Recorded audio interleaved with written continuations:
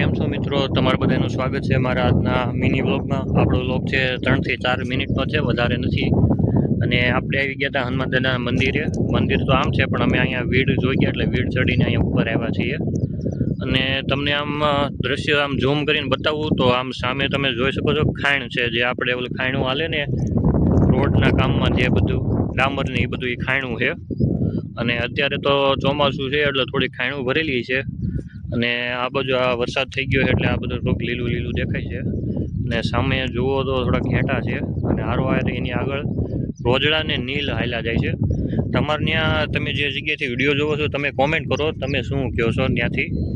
અમે તો અહીંયા રોજડા કેવી અને એક તો કાળો લીલ છે. અને ઓલા પણ જુઓ તો એક ગઢ છે, જે સરકારે જમીન આપી છે એક ભાઈબંધને. એ ભાઈબંધે ત્યાં ગઢ બનાવ્યો છે. અને હું ને અમારા મિત્ર અહીંયા આવી ગયા છીએ. જો હું કે તો મિત્રને જ નહીં બતાવું, પણ એટલો હાફ બતાવું ખાલી. એ જો ખાલી બેગ બતાવી દઉં. અને આ વીડ છે બહુ મોટી. અહીંયા એવું કહે છે ક્યારેક સિંહ પણ જોવા મળે છે. સિંહ જોવા હોતા અમે આવ્યા છીએ, પણ હવે દિવસે તો ક્યાંય સિંહ દેખાતા નથી. ક્યાંક આ બાવળમાં ગમે ત્યાં સંતાડેલા છે. તો અમે અત્યારે આગળ જ આવી છીએ. બાકીનું બધું અમે હમણાં એડિટ કરી દઉં છું આમાં.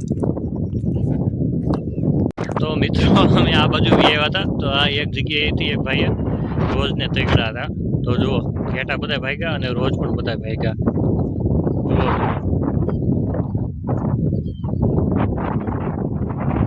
અને વાતાવરણ થોડુંક આજે ચોમાસા જેવું છે એટલે થોડુંક વિડીયોમાં ડલ જેવું દેખાતું હોય છે તમને. બાકી તો બહુ મસ્તનું દ્રશ્ય છે. તમે જે રૂબરૂમાં જુઓ ને એમાં સાચી મજા છે. આ છે હનુમાન દાદા મંદિરની જગ્યા છે.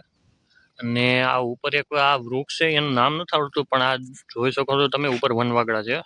તમે શું કહેતો હોય અમે નથી ખબર, પણ કોમેન્ટ કરો તમે શું કહો છો. અને આ તમને ઝૂમ કરીને બતાવું, જુઓ વનવાગડા. આ ખાલી રાતના સમયમાં જ ઉડે છે, દિવસે અત્યારે ઉડતા નથી. પણ અમુક એવું હોય તો એ દિવસે પણ ઉડે છે.